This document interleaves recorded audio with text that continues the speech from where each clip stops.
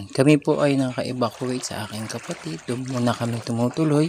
At sa ngayon po, uwi muna po ako sa aming munting bahay para alamin kung ano po yung kalagayan, kung may natira ba sa aming gamit.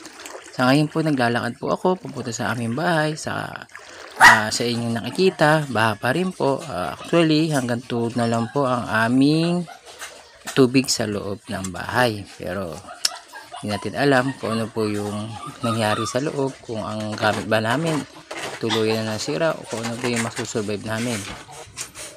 Ayan na po ang itsura ng aming bahay. Yan, lutang-lutang ang aming gamit. Lahat na po talaga lumutang, damit, kaldero, kawali, pinggan. Actually, yung tatlong aso namin, yan, nakasurvive sila dyan. Tapos, ayan na po, nakikita nyo, halos wala na. Talagang nasa ilalim na siya ng tubig yung aming bahay. Talagang, pero wala tayong magawa. Ayan na, nangyari na. Kaya, gagawin na lang natin. Pag lumiit na ang baha, lilinisin na lang natin. Pero sa ngayon po ay mataas pa rin ang baha.